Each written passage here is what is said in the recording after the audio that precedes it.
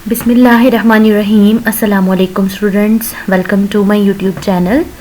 Stat 301 की हम preparation कर रहे थे जिसमें मैंने 7 लेक्चर्स को क्लियर करवाया था और अब हम स्टार्ट करेंगे, इसमें स्टडी करेंगे लेक्चर नंबर 8 से ऑनवर्ड्स हम देखेंगे। लेक्चर नंबर 8 में है मीडियन कैसे फाइंड किया जाता है।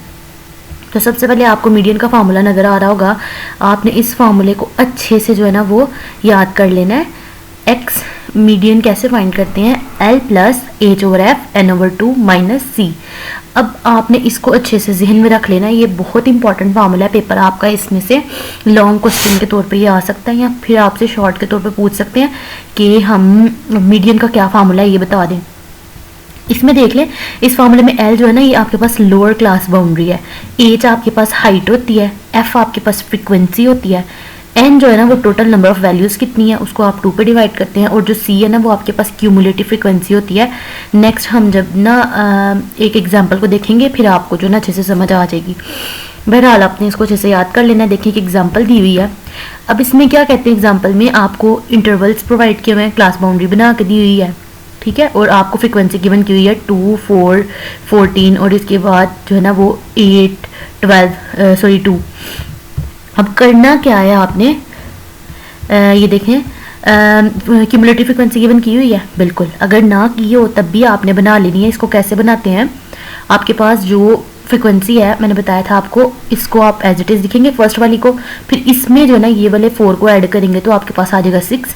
इस 6 में 14 को ऐड करेंगे 20, 20 में 8 ऐड करेंगे 28, 28 में 2 ऐड किया तो 30। जब आपके पास क्यूमुलेटिव फ्रीक्वेंसी बन गई, अब आपने सिंपल क्या करना है, इस सारे में देखें यहाँ पे आपको जो है ना फार्मूला मिलेगा, यहाँ पे n डिवाइडेड बाई 2। अब आपको जब ऐसा सवाल दिया हुआ तो आपने क्या करना है, n करना है, यानी कि इस जो फ्रीक्वेंसी है ना इसका टोटल फाइंड कर लें। इस फ्रीक्वेंसी का टोटल फाइंड करेंगे, जो आएगा ना वो आपके पास n होगा, ठीक है। अब उस n को डिवाइड कर देना 2 पे। देखिए इनका जो है ना यहाँ पे जो टोटल आ रहा था ना वो आ रहा था 30। अगर हम इस सबको प्लस करते ना तो हमारे पास टोटल 30 आ जाएगा।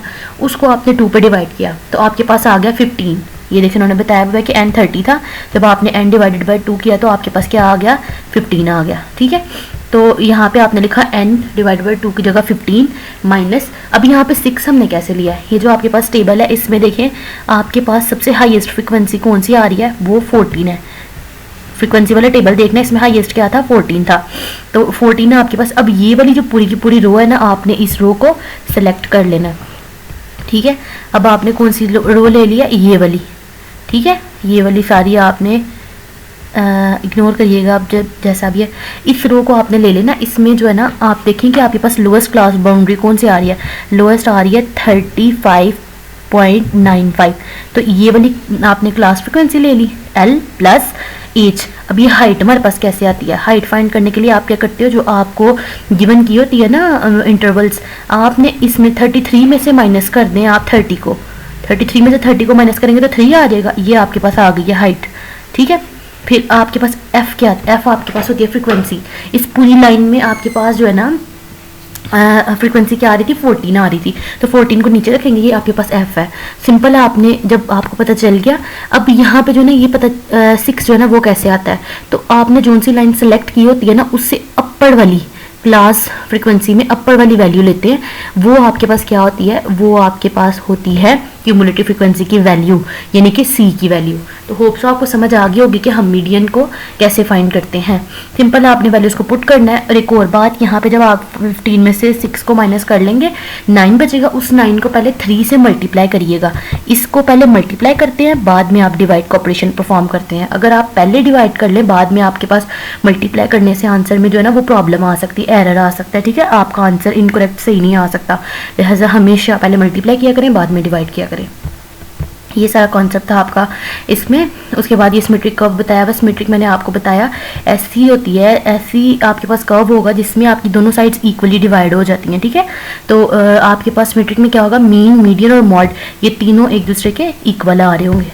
तो ये बात आपने जो है ना वो याद रखनी है। फिर आपके पास देखिए मीडियन कैसे होता है, मीडियन कहते होते हैं हाफ को बिल्कुल इक्वली डिवाइड, तो मतलब कि 50%, देखिए 50% यहाँ पे आपके पास लेफ्ट है, 50% यहाँ पे। एक और इंपीरिकल रिलेशनशिप बड़ा इंपॉर्टेंट है आपके पास आता है, तो अगर आ जाए पेपर में इंपीरिकल रिलेशनशिप तो आपने ये वाली लाइन जो है ना वो लिख देनी है, मॉड जो है ना वो 3 मीडियन माइनस 2 मीन के इक्वल होता है। ठीक है, पेपर में आपको हो सकता है कि मीन या मॉड की या मीडियन की वैल्यू फाइंड करने के लिए कह दे और आपको दो चीज़ें दे दें। सिंपल आपने ये फार्मूला आता होगा ना एम्पिरिकल का, इस फार्मूले में पुट करके जो चीज़ उन्होंने कहा होगा वो वाली आपने फाइंड करके इनको बता देनी है। फिर आपके पास क्वार्टाइल्स आ जाती हैं। क्वार्टाइल आपके पास क्या होती हैं, क्वार्ट का मतलब देखिए चार हिस्सों में डिवाइड करते हैं हम क्वाड्रेंट्स को, तो वहाँ से आपको पता चलेगा यहाँ पे 4 कैसे आता है। ठीक है, क्वार्टेंट का मतलब ही होता है 4 हिस्सों में डिवाइड करना। तो फार्मूला बिल्कुल जो है ना वो मीडियन वाला है, लेकिन n के नीचे पहले मीडियन में 2 आता था ना, क्योंकि 2 बराबर हिस्सों में डिवाइड करते थे, लेकिन अब हम 4 हिस्सों में डिवाइड कर रहे हैं, तो n के नीचे आपके पास 4 आएगा। बाकी सेम आपके पास क्वार्टाइल का फार्मूला है। सेकंड क्वार्टाइल जो है ना वो मीडियन को कहते हैं। मीडियन का दूसरा नाम सेकंड क्वार्टाइल आता है। पेपर में अगर वो कह दे कि सेकंड क्वार्टाइल फाइंड करें या मीडियन, तो आपने यही वाला फार्मूला इस्तेमाल करना है। उसके बाद आपके पास आता है थर्ड क्वार्टाइल। थर्ड क्वार्टाइल में आपने क्या करना है, सिंपली सेम फार्मूला आपने रखना है क्वार्टाइल का, लेकिन थर्ड है ना तो n के साथ आपने 3 को मल्टीप्लाई कर देना। ये फार्मूला याद रखना है आपके पास थर्ड क्वार्टाइल का। इस तरह से नेक्स्ट जो है ना आपके पास क्या आ जाता है, डिसाइल्स आ जाती हैं। डिसाइल्स का फार्मूला देखिए, डी है ना डिसाइल्स, यानी कि ये आपके पास डेसिमल से निकला है, तो इसको मतलब है 10। ठीक है, तो आपने सेम फार्मूला रखना है मीडियन वाला, लेकिन n के नीचे 10 को डिवाइड करना है। ठीक है, इसी तरह से आपके पास अगर आ जाए परसेंटाइल, ये तो आपके पास सिंगल डिसाइल था ना, अगर आपको कह दे 10 डिसाइल, तो फिर आपने जो भी आपको नंबर ऑफ वैल्यूज बोला होगा ना उसके साथ उतने ही डिजिट को मल्टीप्लाई कर देना है। अब आपके पास सेकेंड डिसाइल था तो आपने 2 को n से मल्टीप्लाई कर दिया। तरह से थर्ड तो 3 को n से, लेकिन नीचे जो है ना वो 10 ही रखना है डिसाइल्स में। परसेंटाइल्स आ जाए तो सिंपल परसेंटाइल का फार्मूला सेम है, लेकिन n के नीचे आपने 100 को डिवाइड करना है। इसकी तरह आपके पास अगर आ जाए सेकंड फाइंड करें, P2 फाइंड करें, यानी कि सेकंड परसेंटाइल थर्ड परसेंटाइल, तो आपने उसी n के साथ उतनी नंबर ऑफ वैल्यूज़ को मल्टीप्लाई कर देना होता है। बस ये आपने अच्छे से याद रखना है। ये आ सकता है आपको लॉन्ग या शॉर्ट में कुछ भी होगी। वो आपके पास ऐसी जो है ना वो ग्राफिकल रिप्रेजेंटेशन होती है जिसमें आप जो है ना सिर्फ इनके पॉइंट्स, ये जो बार्स बनती है ना उसको आपस में मिलाते हैं और बाकी रिमूव कर देते हैं, सिर्फ आपके पास पॉइंट्स जो होते हैं। ये आपके पास ओगिव का कॉन्सेप्ट है, और पेपर के लिहाज से इसमें कुछ भी नहीं है। लेक्चर नंबर 9 पे आ जाए।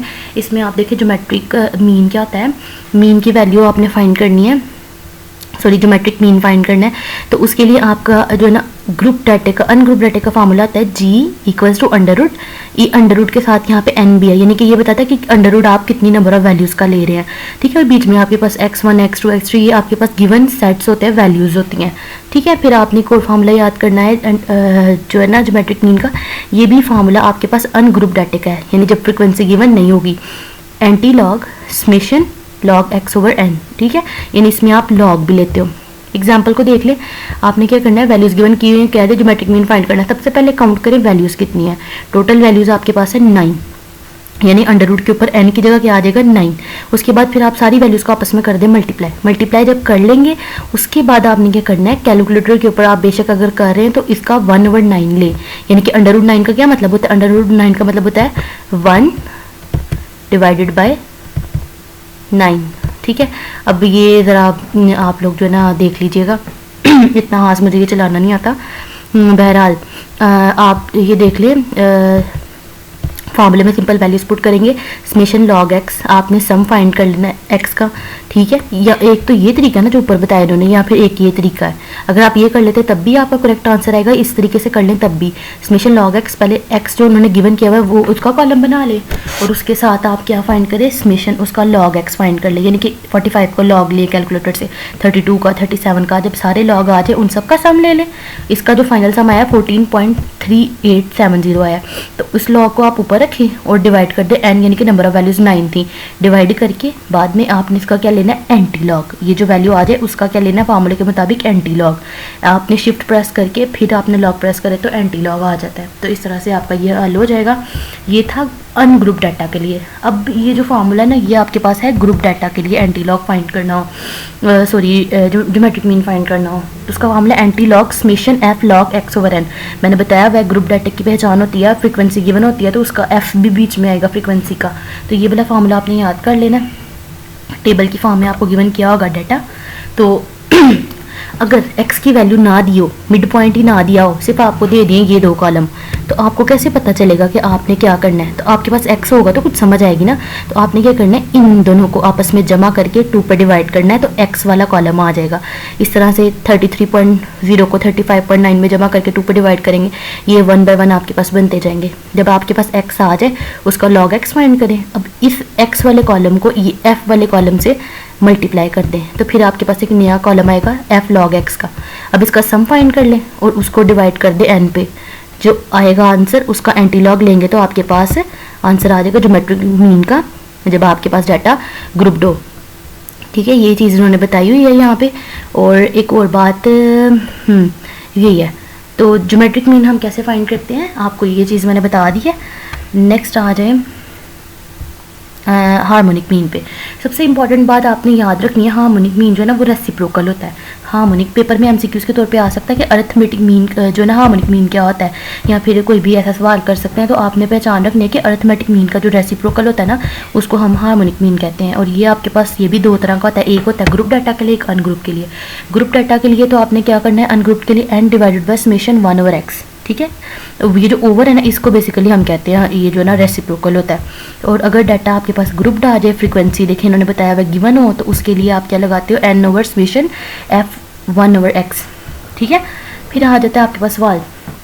अब एक और इम्पॉर्टेंट बात मैं आपको बताने लगी हूँ कि अगर आपको इस तरह से जो है ना एग्जांपल गिवन की हुई है, जैसे फार्मूला आपको ये जो है ना स्टेटमेंट है गिवन की हुई है, तो आप कैसे पता चलता है कि इसमें क्या फाइंड करना है, अरिथमेटिक मीन फाइंड करना है, ज्योमेट्रिक क्या। तो आपने यहाँ पे याद रखना एक स्पीड का वर्ड इस्तेमाल होता है।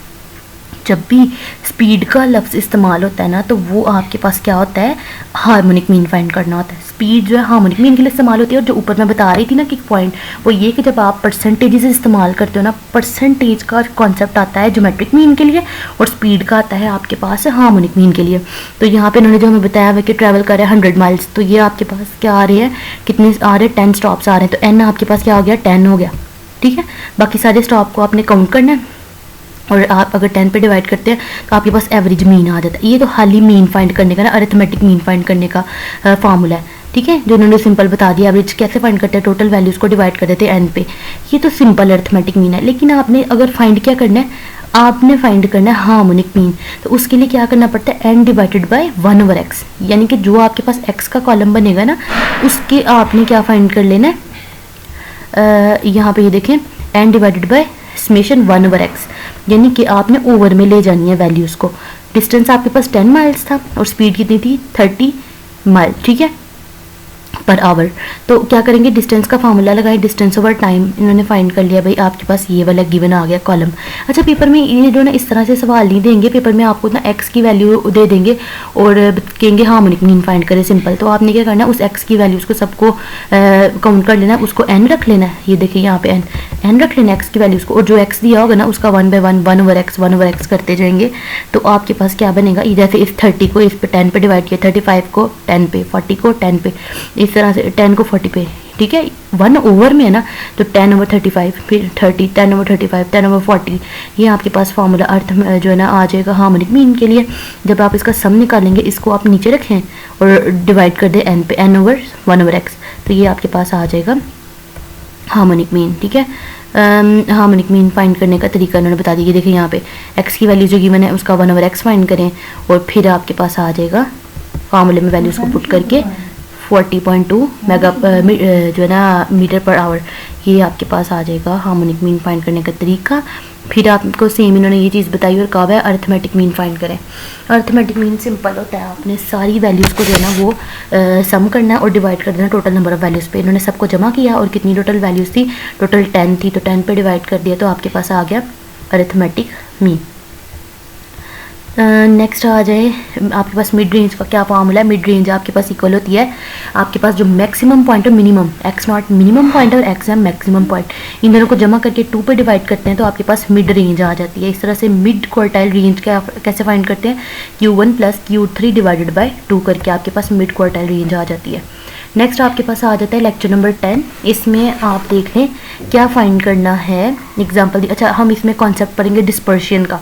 ठीक है, डिस्पर्शन आम लफ्ज़ों में कहते हैं इंतशार को। आपके पास एक डायग्राम आती है, उसमें आपको सिर्फ पॉइंट्स दिए हुए, आपको समझ नहीं आ रही इसको कैसे हम समझेंगे, तो उसके कॉन्सेप्ट को हम कहते हैं मेजर ऑफ डिस्पर्शन। ठीक है, एवरेजेस फाइंड की जाती हैं, इसमें एवरेज डिस्पर्शन फाइंड किया जाता है।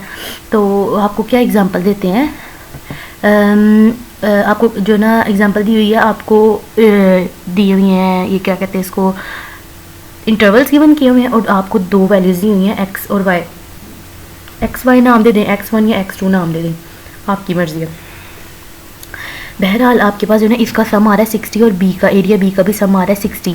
अब आपको क्या कैसे पता चलेगा, आपने जो है ना इसको पहले a के साथ लेना है और b के साथ लेना है। उसके लिए हम जो है ना थोड़ा सा कॉन्सेप्ट डिस्पर्शन का पढ़ लेंगे। मीन फाइंड करना ना, तो आप इन दोनों को सम, इसका सम लें, सबको प्लस करें और टोटल नंबर ऑफ वैल्यूज़ पर डिवाइड करें और इसका सम निकाल के ना कितनी वैल्यूज़ उन पर डिवाइड करें, तो आपके पास जो है ना वो मीन आ जाएगा। ठीक है, देखिए कुछ इस तरह की अगर आपके पास डायग्राम बनती है, हमने उसको एक बाकायदा शेप देनी है, तो उसके लिए हम क्या इस्तेमाल करते हैं, मेजर ऑफ डिस्पर्शन।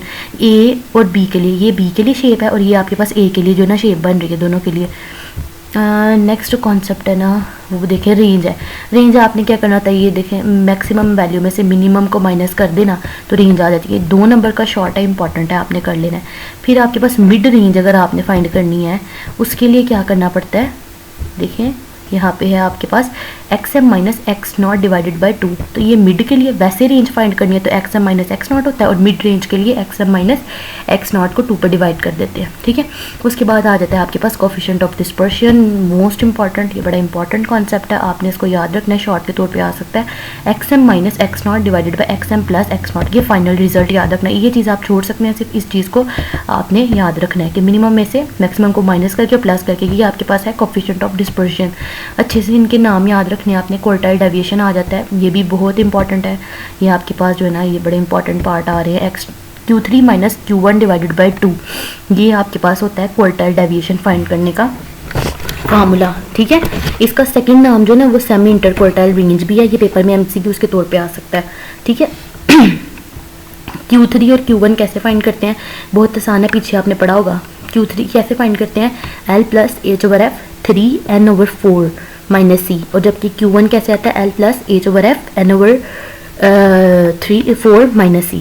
इसके साथ जो है ना 3 के साथ N आ जाता है, इसके साथ जो है ना हाली N आता है। ये पीछे हमने फार्मूलाज पढ़े हुए हैं, आपने उनको एक दफ़ा देख लेना है। फिर आपको एग्जांपल दी हुई है फाइंड करने के लिए मिड क्वार्टाइल, तो Q3 minus Q1 divide by 2 करना है आपने, फार्मूला लगा के तो जो ना वैल्यूज़ फाइंड कर लेनी है, पीछे पढ़ा हुआ है हमने। फिर ये आ जाता है कोफिशिएंट ऑफ क्वार्टाइल डेविएशन, ये बहुत इंपॉर्टेंट है, Q3 minus Q1 divided by Q3 plus Q1। Q कैसे फाइंड करते हैं, ये चीज़ हम बड़ी डिटेल से पीछे देख चुके हैं और मैंने अभी भी बताई है ये, तो आपने उसको जहन में रखना है। और ये आपके पास मीन डेविएशन का जो है ना वो फार्मूला है। समेशन ये आपके पास किसका है, आपने डी फाइंड करना है और मॉड लेना है उसका। ठीक है, ताकि आपके पास नेगेटिव जो है ना वो भी आपके पास पॉजिटिव में कन्वर्ट हो जाए, तो इसके लिए और एन पे डिवाइड हम इसको कर देते, तो ये आपके पास फार्मूला है मीन डेविएशन का। नेक्स्ट हम जो है ना इसको पढ़ेंगे, इसका आएगा नेक्स्ट कॉन्सेप्ट ना, लेक्चर नंबर 11 है, इसमें हम देख लेते हैं क्या करना है। मीन डेविएशन फाइंड करना बताया हुआ आपको, स्टैंडर्ड डेविएशन और वेरिएंस कैसे फाइंड करते हैं, कोफिशिएंट ऑफ वेरिएशन कैसे फाइंड किया जाता है। तो आपको दी हुई है वैल्यूज़, आपको बताया हुआ एक्स की वैल्यूज़ गिवन की हुई हैं और मीन डेविएशन फाइंड करना है, तो वो कैसे, मीन सिंपल हम फाइंड कैसे करते हैं, उस तरीके से आप मीन फाइंड कर समेशन एक्स ओवर एन लगा के आपने अरिथमेटिक मीन सिंपल फाइंड कर लेते हैं। लेकिन जब आपने मीन डेविएशन फाइंड करना है, उसके लिए क्या करना पड़ेगा, आपने जो मीन निकाला होता है ना, ये देखें ये मीन, उसमें से आपने एक्स की वैल्यू को माइनस करना था, यानी कि ये एक्स का आपके पास टेबल था ना, आपने उस टेबल को रखना है एक्स के और एक्स का निकाल लेना है मीन। जब इसका मीन निकाल लेंगे, जो इसका मीन आएगा ना उसमें से आपने 1 बाय 1 एक्स की वैल्यू को माइनस करते जाना। ये 4 है ना, 4 में से एक्स का मीन क्या निकाला है इन्होंने 4, ठीक है, तो 4 में से 4 को माइनस करेंगे 0 आ जाएगा। फिर इस तरह से 4 में आप जो है ना 6 में से 4 को माइनस करेंगे तो 4 में से 6 को माइनस करेंगे, सॉरी 6 में से 4 को माइनस करेंगे तो 2 आएगा। इसी तरह से आप जो है ना ये 2 में से 4 को माइनस करेंगे तो -2 आएगा। इस तरह से ये सारा जो है ना आपके पास बन जाएगा x माइनस एक्स बार का टेबल। अब इसका आपने क्या करना है, इसको आप नाम दे दें डी का, ठीक है, मीन डेविएशन के लिए। इसका नाम दे दे डी का नाम दे दिया। अब क्या हुआ कि हमने डी मॉड फाइंड करना है, तो आपके पास जितने भी नेगेटिव साइन है ना, आपने उसको भी पॉजिटिव कर देना। ये -2 होता है तो आपने इसकी जगह 2 ही लिखना है, क्योंकि जो मॉड होता है ना वो काट देता होता है माइनस को। ये आपके पास आ जाएगा 14 टोटल। तो आपने मीन डेविएशन का फॉर्मूला लगाना है। 14 टोटल सम आया था, उसको टोटल नंबर ऑफ वैल्यूज 7 थी, उस पर डिवाइड कर दी तो 2 आपके पास आ गया आंसर। और ये लॉन्ग क्वेश्चन के लिए इंपॉर्टेंट है, मैंने जब पेपर दिए थे तब ये लॉन्ग में आया था। ठीक है, तो उसको अच्छे से आपने देख लेना। इसी तरह से वो था आपके पास अनग्रुप डाटा के लिए, ये ग्रुप डाटा के लिए। जब ग्रुप डाटा आता है तो उसके लिए हम एफ फाइंड करते हैं। ठीक है, summation f mod d over n, यानी कि जो डी आप फाइंड करेंगे ना x माइनस एक्स बार से, उसका आप जो है ना सम को समेशन एफ के साथ मल्टीप्लाई करते जाएंगे और आपने फिर एंड पे एन पे डिवाइड कर देना, तो आपके पास इसका आंसर आ जाएगा। फिर आपके पास आता है कोफिशिएंट ऑफ मीन डेविएशन, ये भी बड़ा इंपॉर्टेंट है। तो मीन डेविएशन का एक वो फार्मूला था जो हमने पहले किया, और एक ये भी फार्मूला है। इसमें हम ये जो एक्स पहले एक्स बार ले रहे थे ना, इसमें है आपके पास मीडियन, ये एक्स मीडियन है। तो कोफिशिएंट ऑफ मीन डेविएशन का फार्मूला क्या होता है, मीन डेविएशन जो आपने फाइंड किया हुआ है उसको आप मीडियन पे डिवाइड कर दें, बेशक यहाँ फिर मीन पे डिवाइड कर दें, तो आपके पास कोफिशिएंट ऑफ मीडियन आ जाता है। मीडियन मीन डेविएशन फाइंड करना पीछे बताया ना, अभी जो रिसेंटली वही वाला, उसको आप मीन के ऊपर यानी कि फिर एन पे डिवाइड कर दें, total number of values mean जो फाइंड किया हुआ है अर्थमेटिक मीन, तो आपके पास आ जाता है कोफिशिएंट ऑफ मीन डेविएशन। फिर आपके पास वेरिएंस का कॉन्सेप्ट आ जाता है। इसका फार्मूला से अच्छे याद रखना है, x माइनस एक्स बार का whole square divided by n, यानी कि वेरिएंस का आपने इस फार्मूले को अच्छे से याद रखना है। और ये डाटा जब आपके पास अनग्रुप्ड होगा तब आपने ये वाला फार्मूला याद रखना है। ठीक है, जो ये देखिए खाली x दिया हुआ है, f वाला कॉलम नहीं है ना, तो इसके लिए हम जो है ना वो वेरिएंस कैसे फाइंड करेंगे, x लेना है, x माइनस एक्स बार कर लेना है। जैसे जिसको हम d का नाम पीछे दे रहे थे, आपने x लिया लिख दिया और x बार आपने फाइंड कर लिया। जब आपने इसको फाइंड कर लिया, इसका ले लिया स्क्वायर, आप इसका स्क्वायर ले लेंगे, x माइनस एक्स बार का स्क्वायर आ गया। अब इसको आप n यानी कि टोटल नंबर ऑफ वैल्यूज कितनी है उस पर डिवाइड कर दे। जब आपने कर दिया तो 6 आपके पास आंसर आ गया। ये वेरिएंस है। और स्टैंडर्ड डेविएशन इंतहाई आसान है। जब आप वेरिएंस का अंडर रूट ले लेते हैं ना, यानी कि ये देखें ये जो फार्मूला है ना, आप इसका अंडर रूट इसके ऊपर अंडर रूट लगा दें सिंपल, तो ये आपके पास बन जाएगा स्टैंडर्ड डेविएशन। देखिए ये वेरिएंस ही था बीच वाला, आपने उसका क्या ले लिया, स्टैंडर्ड डेविएशन फाइंड करने के लिए अंडर रूट ले लिया, तो वो स्टैंडर्ड डेविएशन बन गया। स्टैंडर्ड डेविएशन का आपके पास शॉर्टकट का फार्मूला क्या है, ये याद करना है आपने, summation x square over N minus summation x over N का होल स्क्वायर। तो ये फार्मूला बड़ा इंपॉर्टेंट है, आपने इसको अच्छे से याद रखना है, पेपर में आ सकता है। खाली x भी अगर इन्होंने दिया हुआ है तो आपने पहले समेशन एक्स स्क्वायर फाइंड कर लेना, इसके मुताबिक वो आ जाएगा, उसका सम ऊपर रखना है और उसको n पे डिवाइड करना है माइनस, और ये आपके पास summation x over n mean होता है, यानी कि आप पहले समेशन x ले लें इसका और उसको भी n पे डिवाइड करें और बाद में उसका क्या ले लें, स्क्वायर ले लें। याद रखिएगा ये x का स्क्वायर है और ये होल का समेशन x ओवर n का होल स्क्वायर है। सिंपल आप फॉर्मूले में वैल्यूज को पुट करेंगे तो आपके पास आंसर आ जाएगा। अब आ जाता है ग्रुप डाटा के लिए। पीछे तो हमने पढ़ा जब आपके पास फ्रीक्वेंसी ना हो, लेकिन जब आपको फ्रीक्वेंसी गिवन हो तो फिर आप ये फार्मूला लगाते हैं, summation F X minus x bar का होल स्क्वायर ओवर एन। ठीक है, शॉर्टकट का फार्मूला ये भी है आपके पास, summation F X square over N minus summation F X over N का होल स्क्वायर। इसमें आपके पास होल स्क्वायर बाहर है, जबकि यहाँ पे आपने पहले एक्स स्क्वायर लेना है, एक्स स्क्वायर फाइंड करके उसको फिर आपने एफ वाले कॉलम से मल्टीप्लाई करना है, फिर आपके पास जो आएगा ना उसका आपने टोटल सम फाइंड करना है और एन पे डिवाइड करना है। यहाँ पे इन्होंने आपको बताया हुआ है, अगर आपके पास ये गिवन कर दिया हुआ है ना, ये इंटरवल फिर फ्रीक्वेंसी भी दी हुई है और मिड पॉइंट्स भी दिए हुए, नहीं भी दिए हुए तो आपको फाइंड करने आने चाहिए, मैंने बता दिया हुआ है। फिर आपने एफ को एक्स से मल्टीप्लाई करना है, ये आप इसलिए कर रहे हैं क्योंकि आपने समेशन एफ एक्स फाइंड करना है मीन। ठीक है, लेकिन ये जो है ना ये इसका स्क्वायर नहीं है, ये ज़हन में रखिएगा कि इसका स्क्वायर नहीं है, बल्कि ये एक्स का स्क्वायर पहले आपने फाइंड किया, फिर उस स्क्वायर वाले कॉलम को इन्होंने यहाँ पे शो नहीं करवाया, उस कॉलम को आपने एफ से मल्टीप्लाई करना है। इन दोनों को मल्टीप्लाई करके ना ये दोनों कॉलम, फिर आपके पास बनेगा समेशन एफ स्क्वायर, यानी कि एफ को एक्स स्क्वायर वाले कॉलम से मल्टीप्लाई करके फिर आपके पास ये वाला कॉलम बनेगा। इसका सम लेना है और यहाँ पे रखना है 100 पे डिवाइड करना है, टोटल एन जो होगा फॉर्मूले में पुट करके आपके पास जो है ना आंसर आ जाएगा। कोफिशिएंट आ जाता है स्टैंडर्ड डेविएशन का, ये आपके पास फार्मूला आता है स्टैंडर्ड डेविएशन ओवर मीन। ज़हन में रखिएगा ये स्टैंडर्ड डेविएशन का फार्मूला है, standard deviation over mean coefficient. लेकिन कोफिशिएंट ऑफ वेरिएशन आ जाए ना, उसका फार्मूला आता है standard deviation over mean multiply by 100। तो ये बड़ा इंपॉर्टेंट है, बड़ा इंपॉर्टेंट है, मैं फिर बता रही हूँ। तो आपने जब coefficient of standard deviation find करना है तो इतना ही रखना है, लेकिन जब आपने फाइंड करना है वेरिएंस तो फिर इसी चीज़ को मल्टीप्लाई 100 से कर देना है वेरिएशन के लिए। तो ये था आपके पास कोफिशिएंट ऑफ वेरिएशन फाइंड करने का तरीका।